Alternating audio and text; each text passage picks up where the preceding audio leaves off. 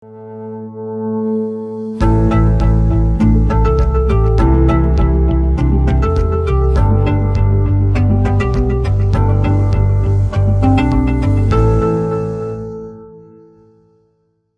वालेकुम students, welcome to Zahid academy. जैसे कि आपके मैं इससे पहले भी आपके साथ फर्स्ट ईयर कॉमर्स के बिज़नेस मैथमेटिक्स के बारे से कुछ वीडियो मैंने शेयर किया आपके साथ। आज मैं आपको सेकंड ईयर कॉमर्स जो बिज़नेस स्टैटिस्टिक्स है, जो 2023 के अंदर जो पेपर है इसका बिज़नेस स्टैटिस्टिक्स का, तो इसके हवाले से मैं आपके साथ एक जो बड़ा इंपॉर्टेंट टॉपिक है प्रोबेबिलिटी का, और इसके सवाल लाजमी पेपर में आते हैं। अगर आपको इसका कॉन्सेप्ट क्लियर है तो आप इस सवाल को इजीली अटैम्प्ट कर सकेंगे, और ये पेपर में करना भी होता है आपके पास।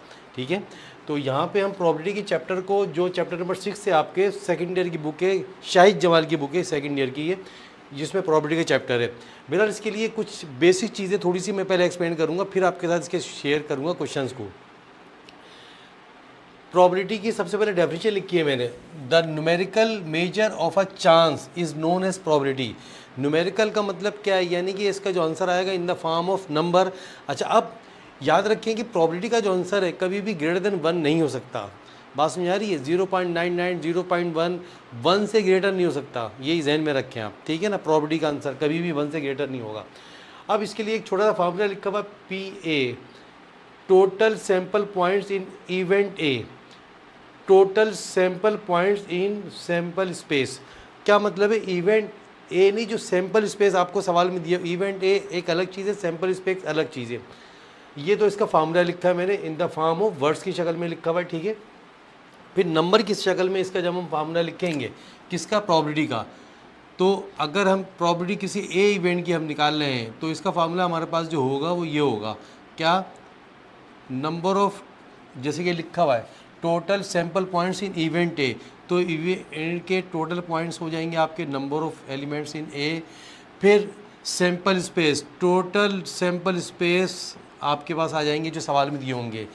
ये सिंबॉलिक फॉर्म में मैंने आपके साथ इसका फार्मूला शेयर किया किसका, प्रोबेबिलिटी। अगर कोई इवेंट ए हो, ये वर्ड्स की शक्ल में लिखा हुआ है। अब इस पर एक दूसरा लिखा हुआ है, experiment, an activity which generate some information is known as experiment. Activity generate some information, मिसाल के तौर पर एक डाइस या छक्के की जिसको हम बात करें, जो लूडो में आप यूज़ करते हैं, लूडो में खेलते हैं आप, उसको जब आप फेंकते हैं तो उसकी फेंकने की जो प्रोबेबिलिटी के जो चांसेस हैं टोटल, वो कितने होते हैं, 6 होते हैं। टोटल 6 उसके अंदर मैक्सिमम आ सकता है, या तो 1 आ सकता है, या 2 आ सकता है, या 6 हो सकता है। तो ये क्या कहलाएगा आपका, एक्सपेरिमेंट किसी भी एक्टिविटी का। इसी तरह से कोइन की बात करें, कोइन सिक्का जिसको बोलते हैं, उसके अंदर 2 चांसेस होते हैं आपके पास, हेड होगा या तो टेल होगा आपके पास, देयर इज 2 चांस।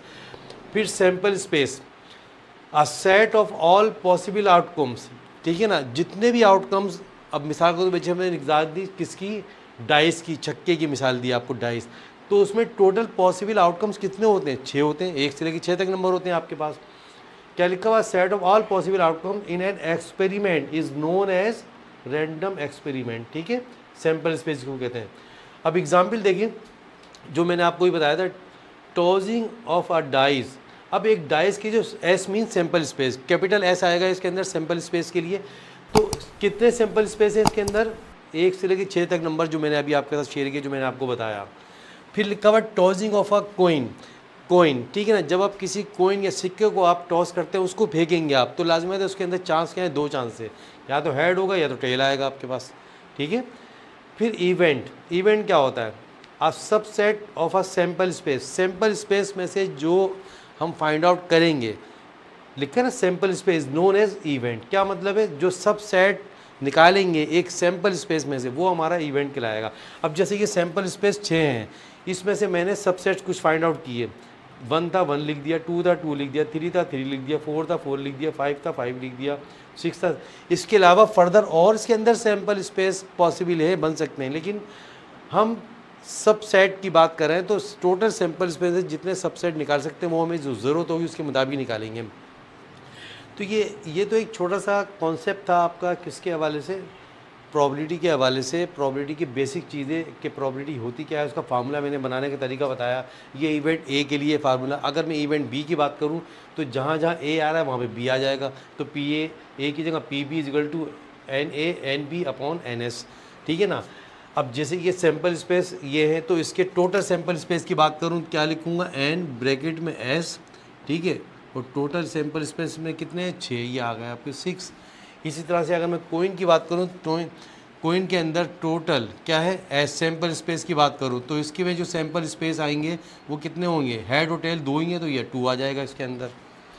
तो इस तरह से मैंने आपके साथ जो शेयर किया, ये प्रॉपर्टी की कुछ बेसिक चीज़ें थी, वो मैंने आपके साथ शेयर की हैं प्रॉपर्टी की, ठीक है ना। और जैसा कि मैंने आपको बताया, याद रखें इसका डेसिमल में आंसर आ सकता है, आपका फ्रैक्शन में आंसर आ सकता है, लेकिन नॉट मोर देन 1 कभी भी इसका आंसर नहीं आएगा, ठीक है ना, एक बात याद रखें, ठीक है ना। अब इसके बाद हम इसके आपके साथ शेयर इसके जो क्वेश्चन है वो आपके साथ शेयर करेंगे।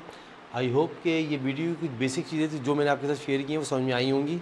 इंशाल्लाह नेक्स्ट वीडियो में आपके साथ इसकी मैं क्वेश्चन शेयर करूँगा। Thank you very much.